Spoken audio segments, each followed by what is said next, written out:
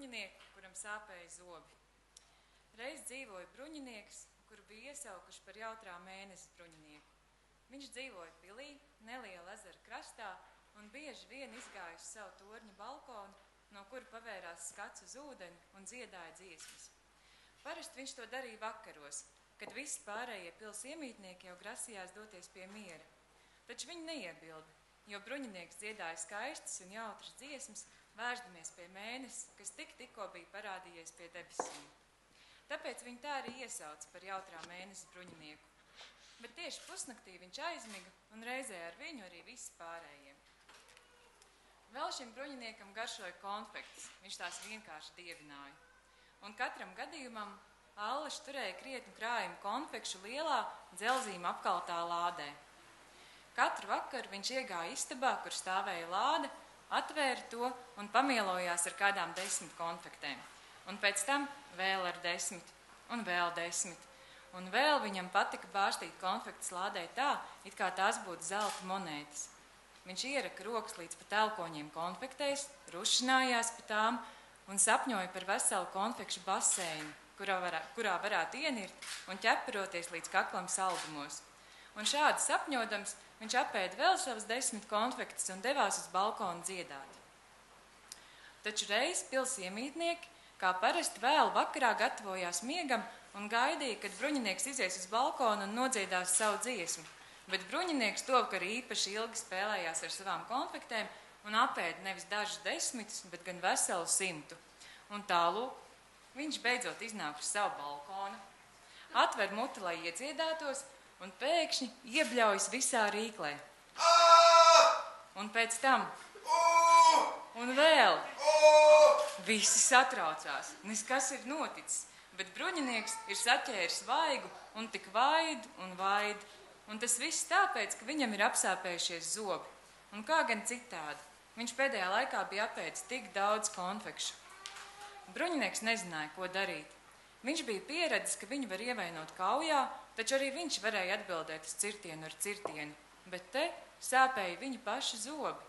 Kurš gan pie tā ir vainojams? Kurš tagad ir viņa pretinieks? Konfektes, pie visa vainīgas konfektes. Tieši tās sabeidza jūsu zobus. Teica cita pils torņa iemītnieks, mācīts vīrs, kurš pētīs zvaigznes un dabas likumus. Un tad bruņinieks nosprieda, ka ir atklājis visnodevīgāko ienaidnieku, kas bija izlicies par draugu, konfektes. Lūk, kas sagādā viņam sāpes, lūk, kas ir viņa pretinieks. Un viņš uz karstām pēdām paķēra savu zobenu, aizsteidzās uz istabu, kurā stāvēja lāde, izgāza visas konfektes uz grīdas un sakapāja ar zobenu tā, ka no tām pāri palika vien cukuru putekļi. Un tad bruņinieks iepūta taurē, uzlaica sava zirga mugurā un visiem pavēstīja, ka dodas lielajā pretkonfekšu kargājienā un neatgriezīsies pilī, iekams nebūs iznīcinājis visas konfektes pasaulē. Un pēc tam viņš jāja pa ceļu, ielauzās visos saldumu veikaliņos un bodītais, izvilka ārā maisus un kastes ar konfektēm un kapāja tās, līdz pāri palika tikai cukura putekļi. Pēc viņa pasūtījuma meistari izgatavoja īpašu ierīci, milzu un precīzo konfekšu detektoru. Viņi to izgatavoja no parasta radio uztvērēja, taču tagad antena neķēra ne radiosignālu, ne mūziku vai ziņas, tā ķēra konfekšu signālu. Un tiklīdz kā bija noteikusi, no kuras puses smaržo pēc konfektēm, detektors iezvanījās un ziņoja.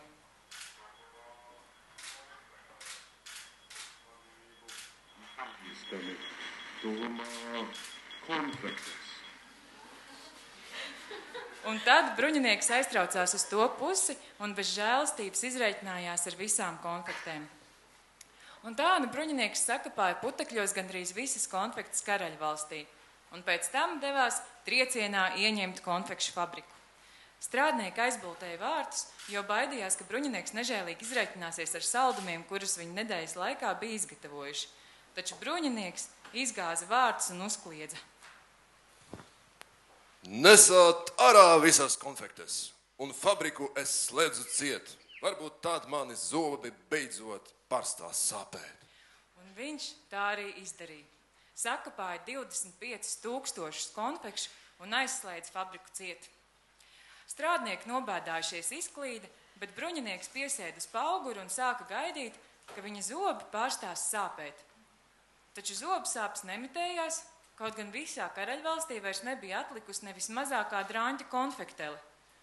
Tajā pašā laikā pa ceļu gāja maza meitenīte. Viņa ieraudzīja bruņinieku un teica: tu esi tas dumjais bruņinieks, kurš karo ar konfektēm. Bruņinieks sadusmojās. Kā tā, dumšs? Kā tā vispār tu uzdrošinies man kaut ko tādu teikt? Bet meitenīte pasmaidīja. Nu, protams, ka dumšs un nelaimīgs. Sēdi te, zobi sāp, bet pie zobārsta neej. Bruņinieks izbrīnījās. Pie zobārsta? Vai tad zobiem ir pašiem savi ārsti? Esmu dzirdējis tikai par cilvēku ārstiem. Bet meitenīte teica: protams, ka ir. Un šie ārsti var iešpricēt tādu špricīti, pēc kuras vispār neko nejutīs, kā viņi tur visu ārstēs un urps un aizlipinās cauri viņu ar plombu. Brīnumainas lietas tu man stāstīji, o meitenē, teica bruņinieks. Un kā tad visi mani varoņdarbi, visas sakavātas konfektes, tas viss ir bijis veltī? Un tikai zobārsti man palīdzēs? Tieši tā, teica meitenīte. Tavi zobi, protams, sāk sāpēt konfekšu dēļ, taču pašas konfekts nepavisam nav vainīgas. Kā saka mana mamma, un viņa vienmēr zina, ko runā. Jāvaino ir tava pārmērīgā konfekšu negausība. Ja tu apēstu 1, 2 vai pat 4 konfektes dienā un turklāt kārtīgi tīrītu zobus, tad nekas slikts tev nenotiktu. Bet tu konfektes ēdi 100 un necēli ne ausu. Mūžīgi vilkties tas nevarēja. Tad konfektes nav vainīgas. Iekliedzās bruņinieks. Vainīgais esmu es. Ak, es nelaimīgais. Cik gan daudz konfekšu esmu velti nobendējis. Nu, beidz plēst sev matus no galvas, teica meitenīte. Kā saka mans tētis, vīriešiem tavā vecumā tie vairs neataug. Labāk ātrāk sēdies zirgam mugurā un jāj pie tuvākā zobārsta. Viņš dzīvo kaimiņu pilsētā Zaļajā ielā. Un bruņinieks tā arī izdarīja.